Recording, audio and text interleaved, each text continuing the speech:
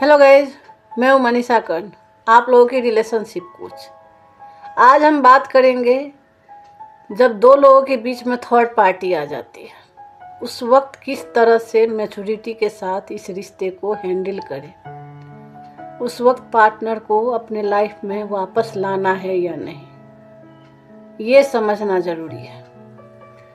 तो सबसे पहले जब रिलेशनशिप में थर्ड पार्टी आती है ना, तो सबसे पहले टूटता है भरोसा। उस वक्त सोचते हैं क्या पार्टनर वापस आएगा या नहीं। आप मेल फीमेल आप समझ लेना, या फिर आएगी या नहीं। तो सबसे पहले जानना जरूरी है कि सच को एक्सेप्ट करें। क्या थर्ड पार्टी एग्जिस्ट है? बहुत लोग बोलते हैं कि एक्सेप्ट कैसे करूँ, वहाँ उस वक्त तो मेरा दिमाग काम नहीं करता है। रियल में दिमाग काम नहीं करेगा, अंदर से लगेगा कि पूरा सब कुछ टूट फूट गया है, बर्दाश्त नहीं होता है, आँखों से आंसू बहना स्टार्ट हो जाता है, रात भर आपको नींद नहीं आएगी, आप शौक में चले जाते हो। क्योंकि जिस पे हम लोगों ने हद से ज़्यादा भरोसा किया उसी ने हमारा भरोसा तोड़ दिया, उसने किसी और की वजह से रिप्लेस कर दिया आपको। ये सोचते हो, होना भी स्वाभाविक है, लेकिन उस वक्त आपको सबसे पहले समझना है कि खुद को शांत करें। क्योंकि गुस्से में लिया गया फैसला न अक्सर गलत साबित हुई है। तो इसीलिए सबसे पहले खुद को शांत करें। जब आप शांत हो जाए ना, तब शांति से आप डिसीजन सही ले सकते हो। तो पहले खुद को शांत करें और उसके बाद जब शांत हो जाए तब सोचें कि पार्टनर को वापस लाना है या नहीं। तो दूसरा नंबर ये समझे कि थर्ड पार्टी आती क्यों है। Emotional neglect. कुछ रिलेशनशिप में ना आप सोचते हो कि मेरा पार्टनर ना मेरे सुख दुख में साथ दे, मेरे हर प्रॉब्लम में मेरे लिए स्टैंड ले। जब भी आप किसी सिचुएशन में फंस जाओ तो, लेकिन पार्टनर ना इग्नोर करता है और आप चाहते हो कि कोई मुझे समझे, कोई सुनने वाला हो, और उसका फ़ायदा उठाता है थर्ड पार्टी। और जो आप नहीं दे सकते वो थर्ड पार्टी देता है। लॉन्ग डिस्टेंस रिलेशनशिप में क्या होता है ना, ये कोई गलत नहीं है लॉन्ग डिस्टेंस रिलेशनशिप, लेकिन वहाँ पे क्या करते हैं, बिजी दिखाना, टाइम ना देना। जब भी मिलने का टाइम हुआ आप बार बार कैंसिल कर देते हो। ऐसे में ना पार्टनर सोचता है कि नहीं, मेरा पार्टनर ना मुझे इग्नोर करता है, मुझे कंफ्यूज कर रहा है, मुझे बेवकूफ़ बना रहा है, और सोचते हैं ये रिलेशनशिप आगे तक नहीं जाएगी। वो लोग ना ओवर थिंकिंग करने लगते हैं, रात रात भर सोचते हैं, और ऐसे में वहाँ पे कोई और इमोशनल सपोर्ट देता है, उसके जो आसपास के लोग होते हैं।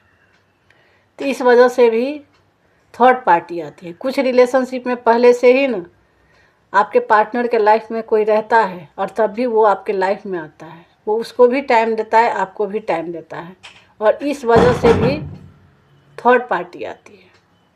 कुछ रिलेशनशिप में क्या होता है ना कि अगर आप ना मेल हो और आप ना अपनी फीमेल फ्रेंड के से बात कर रहे हो, तो आपकी पार्टनर ना आप पे शंका उपशंका करना स्टार्ट कर देती है, झगड़े करती है, दिन रात झगड़ा होता है, लड़ाई झगड़ा। इससे ना पार्टनर इरिटेट होता है, जो आपके मन में नहीं रहता है वो भी आ जाता है। जैसे कि आप ना उससे दूर होते हो, जब घर में लड़ाई झगड़ा होगा तो आपको रहने का मन नहीं करेगा, आप ना अपने उसी फीमेल फ्रेंड के पास जाते हो, उसी से बात करते हो, धीरे धीरे उसी से इमोशन जुड़ता चला जाता है।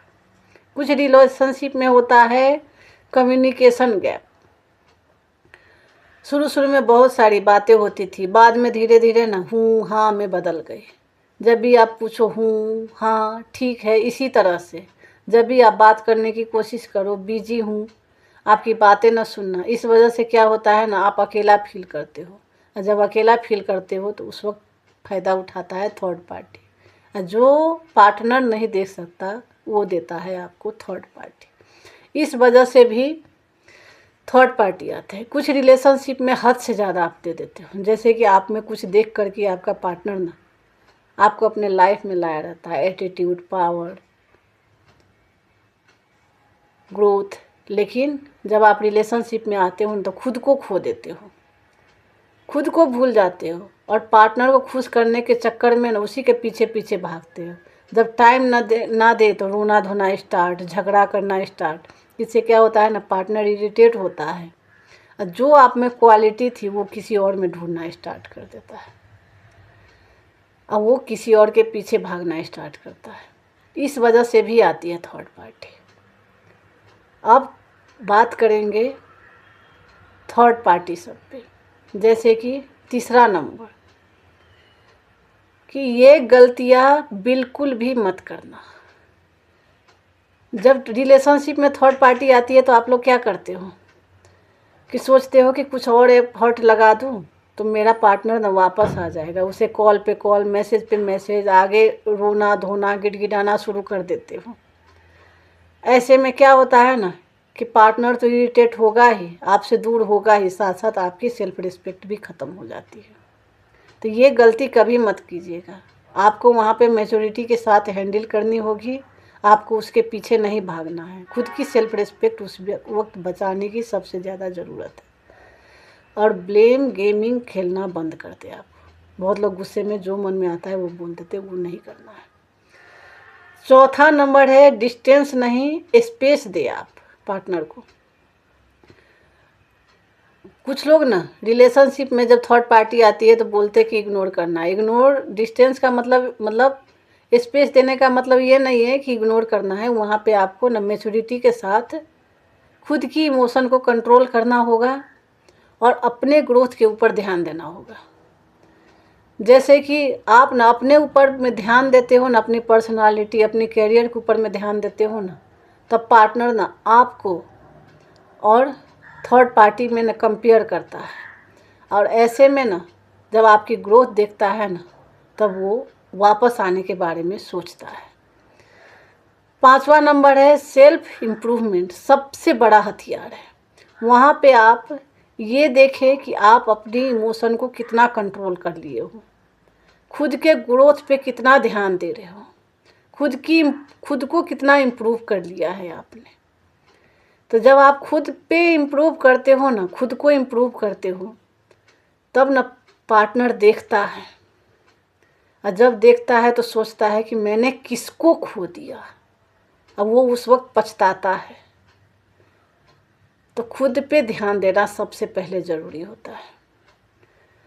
छठा नंबर है क्लियर और मैच्योरिटी अंडरस्टैंडिंग। जब ना पार्टनर आपसे बात करने की कोशिश करे ना, तो उस वक्त ना आप क्लियर पूछे कि थर्ड पार्टी उसके लाइफ से चली गई है। अगर आधा अधूरा बोले ना कि नहीं चला जाएगा, तो ऐसे में आप अपने पार्टनर को वापस मत आने दें। बहुत लोग बोलते हैं कि मैं तुम्हारे साथ भी रहूँगा, उसके साथ भी रहूँगा, तो बहुत लोग मान जाते हैं। ऐसे मत करें। आप डायरेक्टली बोले, या तो उसके साथ रहे या तो मेरे साथ रहे। अगर पूरी तरह से थर्ड पार्टी चली गई है तभी मेरे लाइफ में आना। ऐसे में क्या होता है ना, ये आपकी कॉन्फिडेंस भी देखता है और साथ साथ उसको आपको खोने का डर भी होता है मन में। तो ऐसे में आने का पूरा चांस रहता है, वो लोग सोचते हैं। और आधा अधूरा बोलोगे ना, तो ऐसे में वो आपकी वैल्यू भी नहीं करेगा और दोनों के साथ वो टाइम स्पेंड करेगा। अब जिस तरह से मैंने कहा ना कि नहीं उसके साथ रहे या फिर मेरे साथ रहे, ऐसे में आपकी वैल्यू भी रहेगी, आपकी सेल्फ रिस्पेक्ट भी रहेगी और साथ साथ वो आप ही के साथ सिर्फ रहेगा, वो सोचेगा आपके बारे में। और लास्ट में है कि हर रिश्ता ना वापस आना ज़रूरी नहीं होता है। कुछ रिलेशनशिप में क्या होता है ना कि अगर आपको खोने के डर से पार्टनर खुद को सुधार लिया तब तो बहुत अच्छा है, वो रिश्ता आगे तक जाएगी, उसको आप चांस दें।